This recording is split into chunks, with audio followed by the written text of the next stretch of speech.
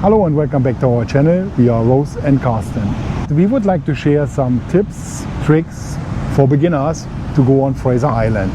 We're planning to show you caravan friendly campsites. Over the last year we have been all over Australia traveling in our car and caravan around. We have been on the Ngkala, we have been on the Savannah Way, we drove up to Cape York, but we have left one point out, and that was Fraser Island. And the reason for that is we have been scared to death about that.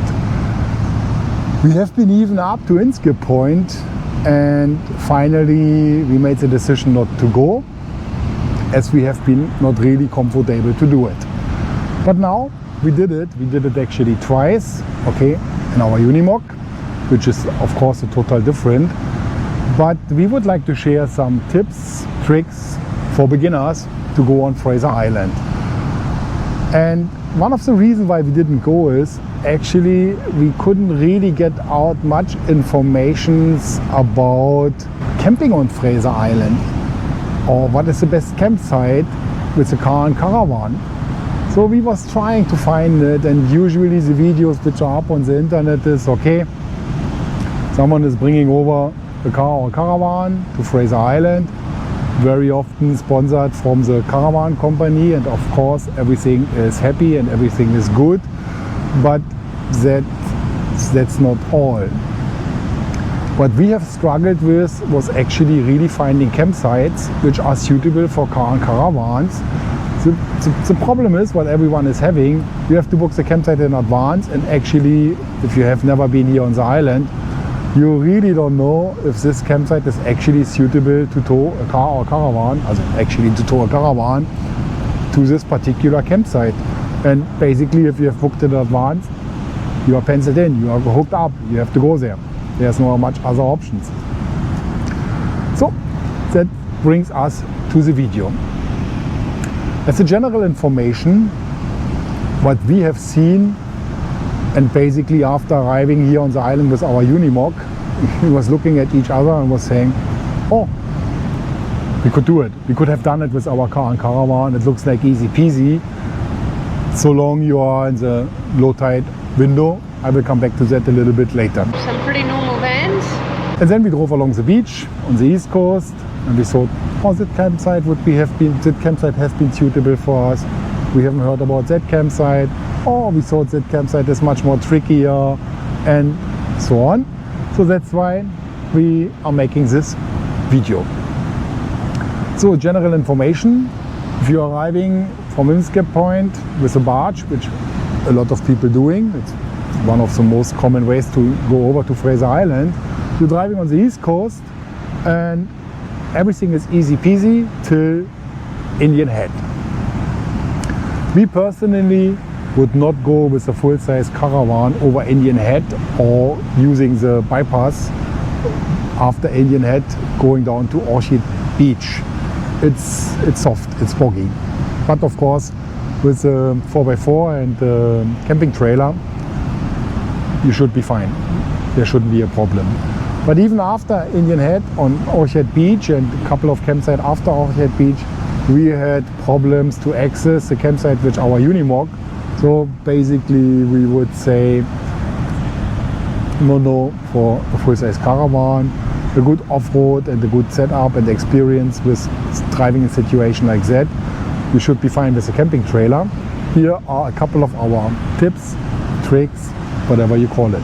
Number one, there's an application, you can download that in advance, and this application after downloading will work with some offline maps. You can still see the campsites and the way to go. We would recommend to have this application on your phone and download it in advance. Tip number two, low tide, driving on the beach, and pressure, tire pressure. So based on our experience and that what we have seen, the window 2 hours plus minus 2 hours around low tide is actually the best time to drive on the beach. We will drop a video in when it is high tide and people struggling to drive in the soft sand. But during this 2 hour window plus minus 2 hours around low tide, the situation on the beach is actually perfect for driving, and anyone actually can do it. The beach is really hard during low tide, it's not boggy. We even often switched off the 4x4 in our truck and we just drove fine, and it's really nice to do it. So as you can see, the high tide watermark, some areas are actually impassable because of the trees. So that's the accommodation during low tide. Tire pressure. Basically, based on our experience, and we drove over 50,000 kilometers over land and in deserts in Saudi Arabia, as we used to live there, we didn't let out all the air out of the tire to the absolute minimum what you could do. We keep always something for emergency situations. That was our golden rule, and we used to drive into the desert with 15 psi. We had a 4x4, a Toyota FG Cruiser, and basically a normal setup. And we always have been on 15 to 20 psi. And in the situations that we have been in tricky situations, getting bogged, we had the chance to reduce the tire pressure again by down to 10, maximum 5 psi. But actually, we never have been in the situation. So, but even here on Fraser Island, right now with our mock, if someone is interested, our normal tire pressure is between 90 and 100 psi. And we are down now to 50 and 60 psi. We do not have much problems. The next tip, trick, I don't know if it's really a trick, dingo safety. There are a lot of dingoes on Fraser Island. I don't know if the right word is white dingoes. I mean, I think every dingo is white. And they are sometimes cheeky and making their rounds morning and evening looking for food. Please do not leave food outside. We left one of our GoPros outside in the morning hours to sunrise time lapse. And the dingo was coming and was taking our camera away. Actually, he was trying to eat our camera. He thought there's maybe something to eat, was chewing on the camera. And then, of course, as he found out that there's nothing to eat, he let it go. And the camera was a half meter away from the original position. So do not leave basically anything outside. Even our green mat in front of our staircase going up into the caravan or in our camping box, a dingo took it away and was trying to eat that. I guess they are very hungry in the moment. Don't leave anything outside. Tip number 4, booking the campsites. So as I was saying earlier a little bit, you have to book the campsite in advance. And there's actually the tricky situation. You're booking something, and if you have never been here on the island, you actually really don't know what is the situation at the particular campsites. What I was trying to say earlier, if you're planning to go with the car and caravan, basically everything between the barge, landing point and Indian Heads should be fine. We will make a stop in each campsite and putting a short video clip in about the situation on each campsite based on our experience and opinion to go with the car and caravan on this campsite. Tip number 5, permits, barges, ferries and so on. So you need a driving permit for driving on Fraser Island or Kagari. You can get this driving permit in advance, or you can just book it at Inskip point at the petrol station. You can get the permit for a weekend, or a month, I guess. We will drop the prices in. And then there are 2 ways to go to Fraser Island. One is a barge from Inskip point, and the other one is a barge or ferry from Hervey Bay. I think the difference between these 2 ferries is, in its Inskip point, you can just walk up. They will adjust their ferry schedule, or not their ferry schedule, the amount of ferries which are going based on the situation, how many people coming over. So last time when we have been on Fraser Island, there have been 3 barges running. If they are seeing there are coming more people over to Fraser Island, or they are having maybe some advanced bookings, I don't know, they are adjusting their ferries and going, in the case it is really busy, with 3 barges. Hervey Bay, we have tried it one time, and we had to book it in advance. You have to book your slot to go over with the ferry from Hervey Bay, and we couldn't find a suitable slot, so that was bringing us back to the Manta Ray ferries from Inskip Point, going backwards and forwards from Inskip Point. The ferry cost we can drop in here into the video, and for our truck, and most likely it's the same for car and caravan, is for a roundabout trip $240. By the way, I forgot to say that. Usually a campsite on the beach in Fraser Island is $15 per night. Next tip, tip number 6, rubbish. If you're going just for a weekend, then it shouldn't be a problem. Take your rubbish with you and back to the mainland.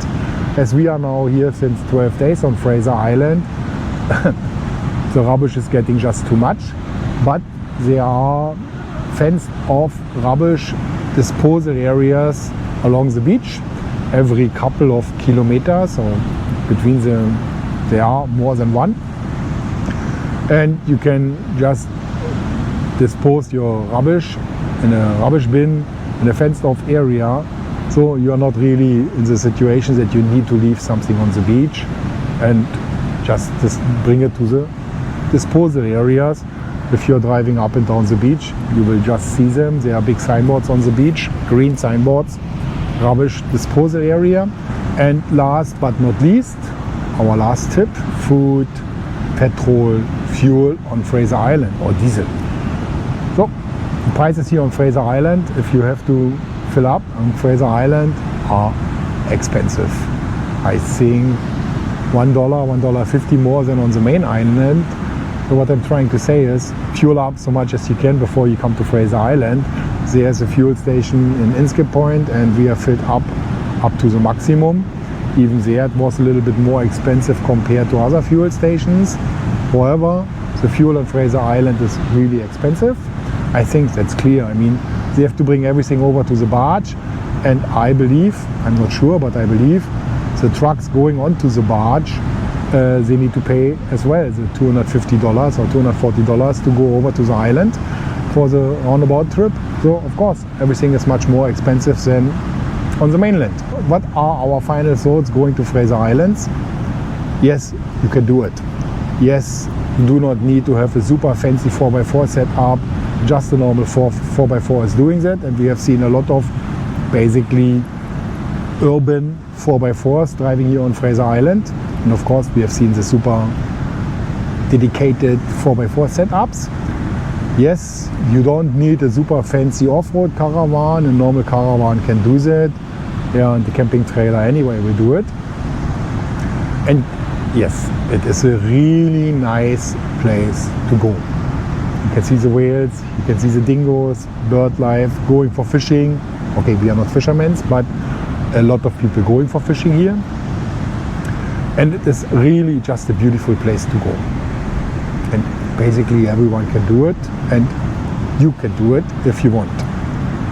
Thank you very much for watching. Hopefully we could give you some helpful tips. We're just leaving our campsite where we've actually stayed for 3 days. We really loved it here. It's quieter than some of the more southern campsites, and it was Burrard camping zone. It's zone 7. Here is the entrance to the last site. There's multiple sites in each zone, and it was good for us. We're going a different way out, and we're planning to show you caravan friendly campsites that have a little bit easier access. So that is for Yuna, and you can see a lot of caravans sitting here, camping here. This camping zone is called Guruman, and it looks very accessible for caravans. Guru camping zone.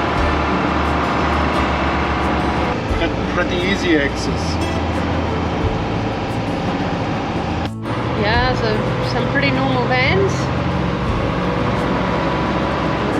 Actually easy access. It's okay. Caravan there. Yeah.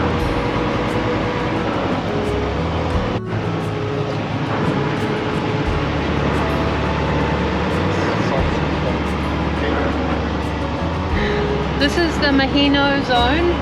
That looks reasonable. Very reasonable. Very reasonable.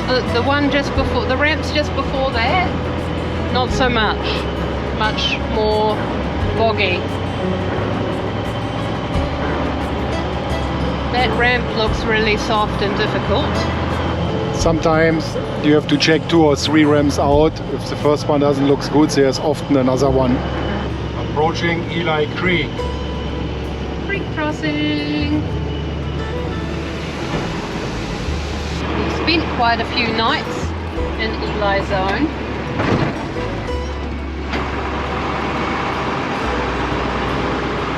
It's pretty good access there. Our favourite spot has got a caravan in it. Access is, as you see, very good, very firm.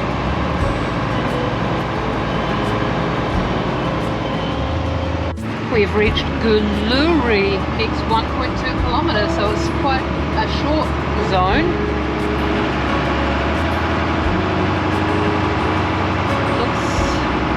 That one looks soft.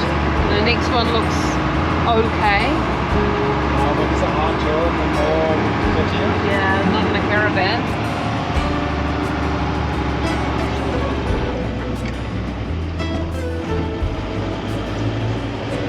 We are at Hervey Rocks and we was not sure if we're going the bypass or the rocks.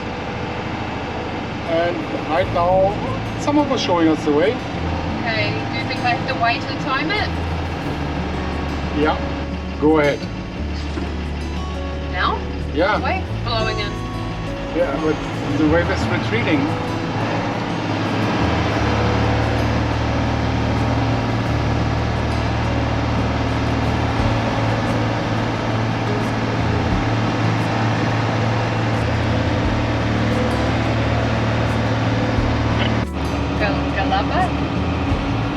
We have just passed Ngkala camping zone and that was not so nice access. This is Cornwell's camping zone. Looks a bit soft but not too steep. We'll see, that was the last ramp.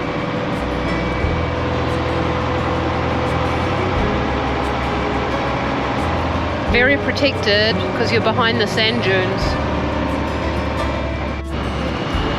This is the One Tree Rocks camping zone. That looks pretty soft. Yeah, you're in behind the dunes and in the trees, I guess. Doesn't look like you get much solar. But if it's really windy, I guess maybe it's a sheltered spot. Last night we camped here in the Govey zone. It's the closest you can get, or almost the closest I think, to the barge. Yeah, that was our last night at Fraser. We woke up to another beautiful sunrise. Stars actually. Stars yeah. as well, yeah, after this long rain yesterday. However, we couldn't go to the west coast as planned because our campsite has been booked out, and to drive 4 hours over and 4 hours back was not really on our plan. We have to keep camping. We have to keep it for the future. We have to keep it for the future. So we hope you liked the video. Bye bye from Fraser Island. And if you liked it, please subscribe. It would really help us. Thank you so much. Thank you very much, Rose and Carsten. Bye. Bye.